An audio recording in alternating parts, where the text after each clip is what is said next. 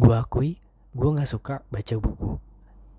Ini udah jadi kebiasaan lama gue sejak gue di bangku SMP dan masih berlanjut hingga pertengahan gue kuliah.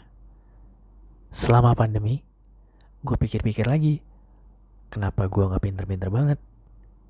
Ternyata, gue baru sadar, dengan kurangnya literasi gue telah menjadi pemuda yang tidak berintelektual. Bahasa kasarnya, gue goblok. Gue tau dari mana? Dari lingkungan sekitar gue, mulai dari seminar-seminar yang mencerahkan kebodohan gue. Berita-berita yang kadang susah gue tangkep, bahkan diskusi di talk bersama teman-teman gue yang berwawasan. Jadi makin kelihatan kan gobloknya gue.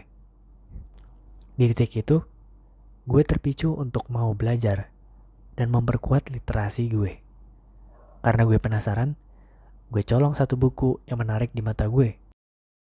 Singkatnya, gue dituntut biar bisa melakukan sebuah aksi dengan informasi yang minim. Ternyata, membaca sesuatu bisa menyenangkan dari yang gue kira, jika diterapin dengan tepat sesuai dengan gaya belajar lo. Karena gue suka belajar dengan jangka waktu yang pendek dan gampang bosenan, gue baca dengan teknik skimming. Gue jadi orang yang mulai suka baca buku yang gak gue sangka-sangka. Sayangnya, banyak teman-teman gue yang gak bisa nangkep soal buku-buku yang udah gue baca.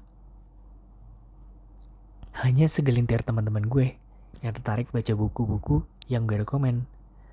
Karena gue penasaran, gue coba tanya-tanya dan baca artikel-artikel yang sudah tersebar di internet. Kaget lah gue pas gue tahu ternyata Indonesia itu gawat darurat dalam literasi. Menurut UNESCO, Indonesia berperingkat kedua terbawah di dunia soal literasi, di mana minat literasi di Indonesia sangat rendah. Coba lu bayangin, hanya segelintir orang saja yang berminat dalam literasi. Kalau lu hitung-hitung, hanya 0,01% saja yang membaca. Persentase tersebut menunjukkan bahwa dari 1.000 orang yang ada di Indonesia, hanya 1 orang saja yang berminat membaca. Apa lu mau jadi salah satu di antara 999 orang yang kalah dengan 1 orang yang lebih berwawasan dari lo? Gua kasih pencerahan ya. Buku adalah jendela dari segala macam pengetahuan. Andai saja kita memberikan waktu kita untuk membaca minimal 15 menit saja, siapa tahu wawasan lo bisa aja bertambah lebih banyak dari yang awalnya lo punya. Gue gak nyalahin lo kalau lo melakukan aktivitas yang bisa membuat lo menjadi orang yang berguna untuk orang lain. Gue salut sama lo keren. Tapi kalau enggak, coba evaluasi kebiasaan lo.